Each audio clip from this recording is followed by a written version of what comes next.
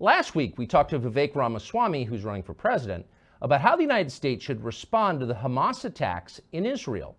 Of all the candidates in the race, Ramaswamy seemed the most interested in thinking through the long-term effects of what's happening in the Middle East on the United States. And that struck us as a very good thing. We're Americans. We've got families here. We care what happens to our country. Why wouldn't we care? And yet in Washington, Ramaswamy's question qualified as a scandal. The usual chorus of liars, many of them on the so-called right, unfortunately, immediately denounced him as a dangerous bigot. They claimed he was pro-Hamas, which is ridiculous. And then they suggested that he doesn't believe in Israel's right to self-defense, which, if anything, is even dumber. It was a thoroughly disgraceful display and a revealing one. But none of it answered the question that he had raised. What is the best path forward here for the United States, as well as for Israel and the rest of the world? It's worth thinking about that.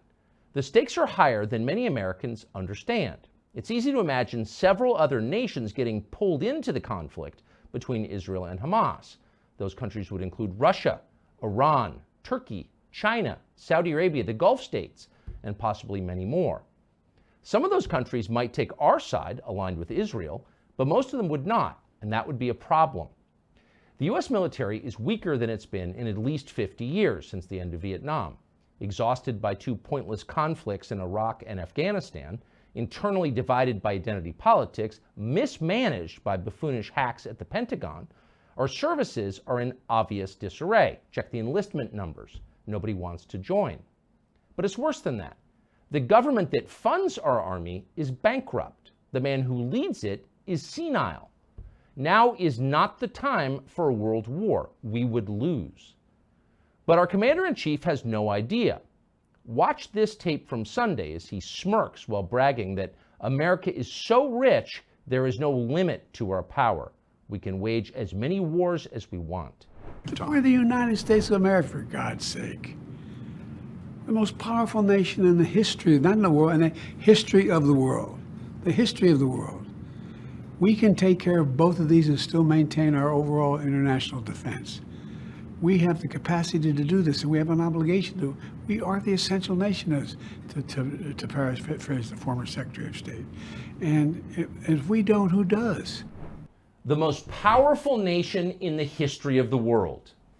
You can imagine the Roman Senate issuing a statement just like that on the morning the Visigoths sacked their city. Pride goes before destruction. That has always been true. It always will be true. How do we keep our country from being destroyed? Vivek Ramaswamy has been thinking about that all week. He joins us on set now. Vivek, thanks so much for joining us. So what do you think the potential for disaster looks like here? And I should preface by saying nobody disputes Israel's interest in pursuing a conflict with Hamas, punishing those responsible, defending itself, of course. Absolutely. But from an American perspective, how could this go wrong? So I think that one of the things we ought to do is remember the mistakes we have made in our own recent past, in the last 20 to 25 years. After 9/11, how did we end up in $6 trillion plus of wars in Iraq and Afghanistan? Thousands of American lives that we won't get back. Part of how we ended up there was in the era after 9/11. You remember it. The tolerance for debate was very limited. Shut up, sit down, do as you're told, go along with the plan. I am worried, Tucker, that's the beginning of the environment I'm seeing right now as it relates to the current conflicts. We seem deep into that right now. We do seem deep into that, and it's in the modern West as we know it. I mean, even Bibi's former national security advisor was quoted in an article earlier today when he was asked the question of, well, what happens after Hamas? His exact words were, I don't give a damn. I used to think first, act later. I don't think that way in light of last weekend. And I understand, as I did in this country, the pain of what people have gone through. You respond with emotion. But the thing I worry about, Tucker, right now is what I see is the left-wing criticism of Israel's what looks like to be soon to be ground invasion of Gaza is about proportionality and about injustice and humanitarian aid. Even if you just put all that to one side, from a U.S. perspective, from an Israel perspective, how is this actually going to achieve a good result? And my concern right now, and as we're having this conversation, it appears imminent that Israel is going to mount a ground invasion into Gaza. I'm concerned that a ground invasion into Gaza without clearly defined objectives is going to be the start of another no-win war that is not good for Israel and not good for the United States. And so one of the things I've been thinking about just in recent days, you hear a lot of histrionics here, a lot of bloodthirsty neocons, in fact, far less reasonable than even many Israelis that are far more rational about this than some here in the United States, is how could this play out? Right? So if we just think about one reasonable scenario, let's just go step by step in terms of where we are. Israel mounts a ground invasion into Gaza, okay? Doesn't have a clearly defined goal, but they've mounted that ground invasion. That crosses a red line that Hezbollah has previously identified, saying that that's their red line for attacking Israel. And this might be exactly when Israel is mired in a ground conflict in Gaza, which I worry could be a trap. Networks, kilometers upon kilometers of tunnels, a lot of traps that they could walk into. That could be a moment that's perfectly appropriate, unfortunately, for Hezbollah to decide to go after Israel. Israel's then in a two-front war, both in the north and the south in Gaza. Now you're talking about real risk of, there's no way that you're really going to avoid some level of U.S. involvement there. Now look at what the Iranian-backed militias and other places like Iraq, like, you know, the Badr group in Iraq. You talk about the Houthis in Yemen. What have they said? This is also going to be their red line for involvement. So now you have broader regional conflict. At a time when you have civilian casualties in Gaza, that turns the rest of the world's back on Israel. By the way, even in the case of success, ending up with what fills the vacuum, Hamas 2.0, with a bunch of radicalized Palestinians. So I don't think I think that's unfortunately, a reasonable way for how this could play out. What can I just ask you to pause a sincere question? What is the plan? I mean, this is something the United States has preemptively endorsed and is paying for, so I think it's fair to ask that question. What is the plan? Well, I think that's the elephant in the room that's missing, is that we don't have, from Israel, a clear sense of what the objectives are. Now, in the United States, we should be reasonably helping our partner who is struck in the case of really a devastating and inhumane hit to their country. It was barbaric. I think our job is to tell them these are the mistakes we made in the wake of 9/11 when that happened to us here. This is a time to have a clearly defined objective. Instead, we get histrionics from the likes of Lindsey Graham or Nikki Haley or Mike Pence offering histrionics at a time when you actually could use rational strategy. It's amazing to get a moral lecture from people who've so diminished our country and who are responsible for the deaths of so many Americans lecturing you from some high horse. It's interesting. They cite their foreign policy experience, which I don't have, but they wear it as a badge of honor. I think that their foreign policy experience unfortunately shows in terms of the results that they have delivered for this country. My view is, look, a lot of neocons here are far more bloodthirsty than even some more realistic minds in Israel. What's a better alternative to the plan as it currently exists, which is a non-plan, an invasion of Gaza without a clear objective? And I think there's a real cascade of events following Hezbollah, following likely then U.S. involvement, following Iranian militias in Iraq in Yemen. And U.S. involvement would almost, I mean, especially if it's involvement in Lebanon or against Hezbollah, you could see how that could become a much larger conflict very, very fast. Absolutely. And even think about Israel's ability to fight Hezbollah. The last time they were in a war with Hezbollah was 2006. It didn't go very well. I was there. You were? Yes, in Beirut, yeah. Oh, I didn't. Okay. Well, you would know even better than I how well that one front war didn't go. Now imagine if they're mired in conflict to the south in Gaza at the same time. And by the way, some of those groups in Iraq, Iranian-backed militias, they have said that they would strike back, and U.S. involvement here, strike U.S. assets in the area in the case of U.S. involvement. Well, think about where we have our biggest embassy. Biggest embassy is in Baghdad, where, by the way, as of when we're having this conversation, it's a little bit chaotic out of Baghdad. I don't think it's crazy for the U.S. embassy in Baghdad even to be evacuated. So against those circumstances, I am worried that this is going to lead to a war that is not good for Israel with poorly defined objectives and isn't good for the United States. Now, there are other questions we could be asking, which are what might be a more productive path. Right. So there's got to be a response. Hamas did this. The people who did it obviously need to be punished. Yes.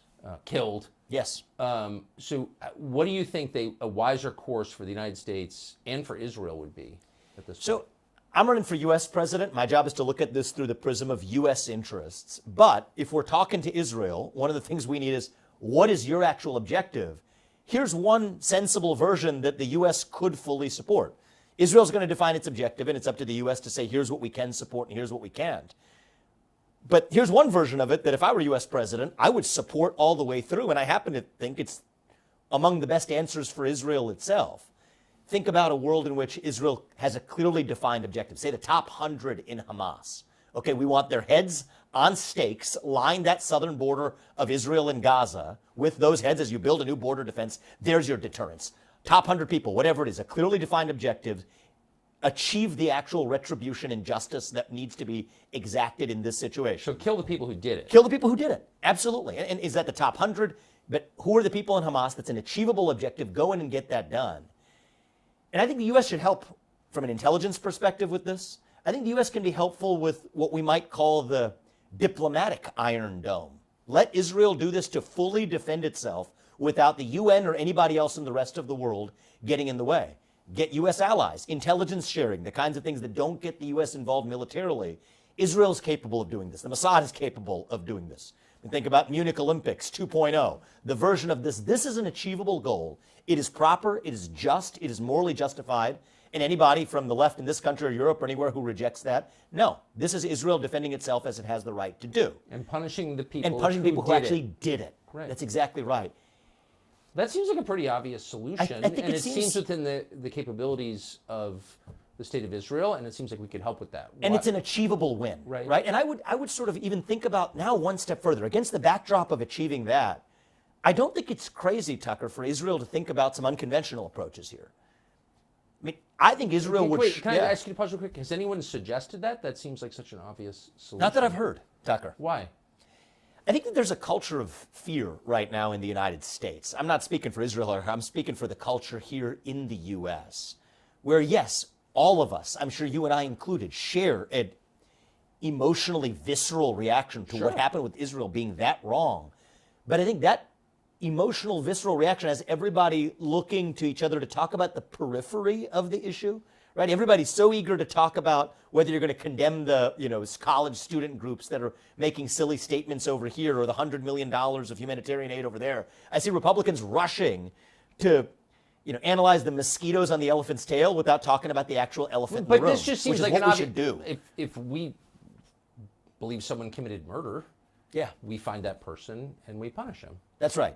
So that would seem like the most obvious solution. Well, I think that there are some in the U.S. that are so bloodthirsty and have been rooting for outcomes that have really, from their standpoint, nothing to do with this conflict, that might want to use this conflict as an excuse to do what they otherwise might have wanted to do anyway, which is reopen broad-scale regional war in the Middle East, which we haven't had since Iraq and Afghanistan came to a close. These are cynical forces that exist in some wings of the U.S. But I can't speak for why others aren't really clear-headedly asking, what exactly is our plan of action? What advances U.S. interests? What exactly should we tell Israel we will and won't support? And how could that possibly positively influence Israel to make the right decisions here?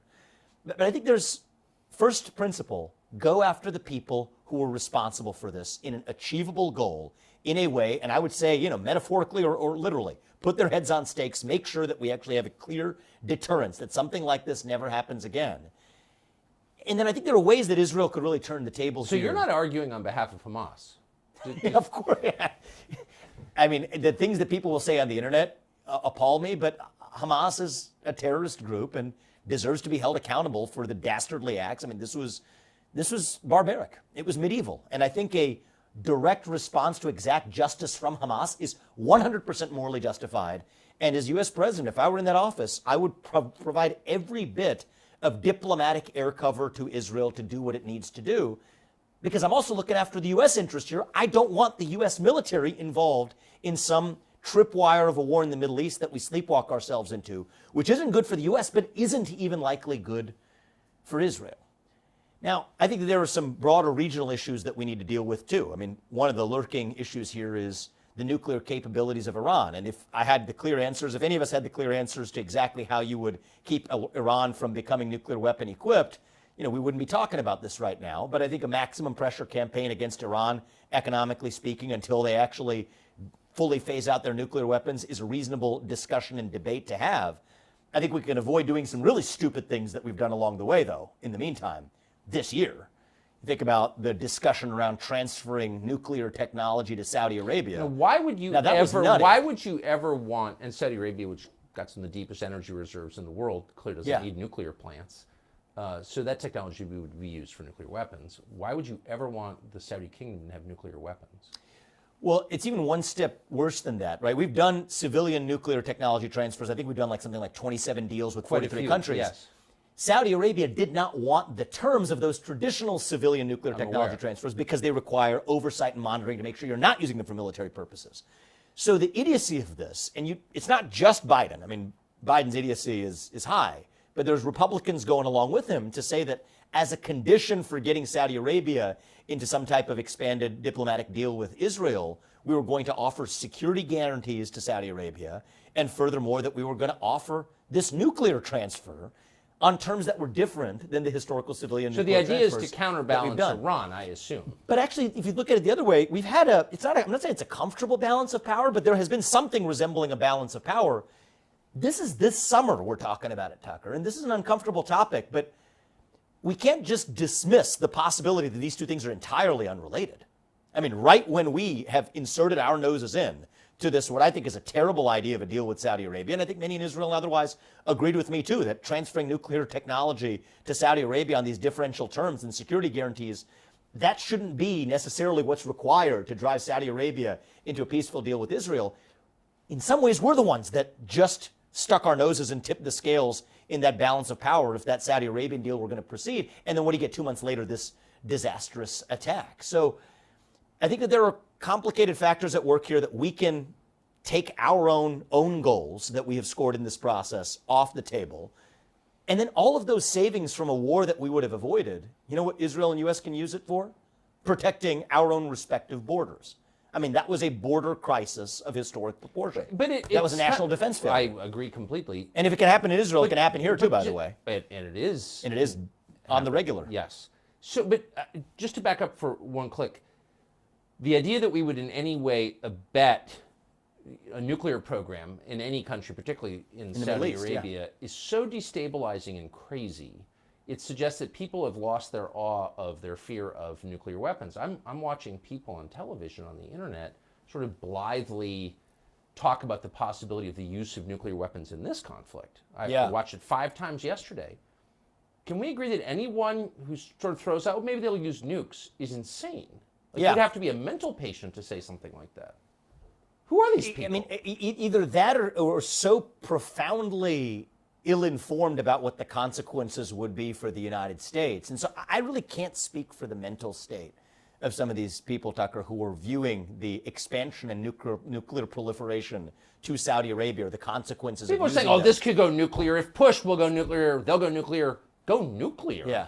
Think about the consequences Millions of died. what that would be. I mean, and the consequences of it are impossible to foresee, but we can guess. Yeah. So this is what frustrates me about where we are in this. And, you know, the views I'm adopting here, I think from a political perspective, a lot of people have advised me, you know, this isn't really where you want to go. I think somebody has to step up and actually ask the questions that other people are too afraid to ask. What are the consequences of the biggest thing that's about to happen? If Israel mounts that ground war in Gaza, appears to be the next step in this conflict, and there's no clearly identified objective, what are the consequences for Israel? We ask that as a friend. What are the consequences for the United States? We should ask as Americans. And I think there's a better way. There may be multiple better ways to do this, but we're not going to get there unless we have actual unfettered debate on the merits. And I think there's something, particularly in the Republican Party, actually, around the culture of this issue that has really stifled that debate. The experience I've had, I mean, the first time you and I met was, I don't know if you remember this, was after when I was writing my first book. It was in the context of I'd been a biotech CEO and George Floyd died and this country started acting crazy and there were certain debates you couldn't have on questions relating to race and whatever back in 2020. I remember what that felt like. It was a speech suppressive environment where there were certain debates you weren't allowed to have. And many on the left would call me racist as a way of silencing open debate and believing in colorblind meritocracy. It feels really similar. It feels really similar in a different way right now, where isolationist has become the new racist, a new label to use as a substitute. saying that you hate Israel. Exactly, or whatever. You could fill in the blank for whatever the silencing label would be. Pro-Hamas, ridiculous. Anti-Israel, ridiculous. But to use that to silence debate on the merits, and whether that comes from the left, the right, it doesn't much matter. That's, I think, the ultimate form of anti-Americanism. Yeah, I have to say, if you're attacked for asking what's good for the United States and asking that as an American who's trying to lead the country, if that's considered out of bounds, if you're being denounced by Republicans for saying that, Roundly. then the whole America First thing was just a lie. Yeah, I think it wasn't a lie when it comes to the people of this country. I think a the lot of the leadership people in the class. leadership, though, would like to believe it was a lie. Like to believe that it was a passing phase, an attachment to one man, where this is a broader vision that goes beyond Well, it's just common any sense. individual. If you live here and you've got children, Put this country first. well, that's your job. Yeah, it's a moral obligation. It's a little weird that people are picking sides, and the Capitol got invaded by these lunatics, pro-Hamas lunatics, and then people are taking the pro-Israel side. But I haven't heard anybody say, well, I have views on all this, and I like Israel better than Hamas, but ultimately I'm for America. Mm-hmm. Why? That seems like the natural position for Americans to take. I think it's the more trustworthy position for Americans to take, not only with people at home, that's the moral obligation of an American leader. It's also more credible. If you're one of America's friends abroad and you say that I irrespectively and unconditionally stand with you regardless of my national interest, even if I'm sitting as somebody in Israel listening to an American say that, that's not credible. That's obviously fake. We said that to Ukraine. Yeah, we said that. Don't believe us when we say that. Yeah, it doesn't make any sense. And our adversaries I think we can draw clearer red lines when we're just honest about the fact that U.S. leaders should act in the U.S. national interest. And the fact that that's become controversial, I think, shows how far our mistaken foreign policy establishment has come. But there's a better way to do this. Vivek, thanks so much. Yeah, thanks. And apologies in advance for all the trouble this will cause you. Thank you. Appreciate it.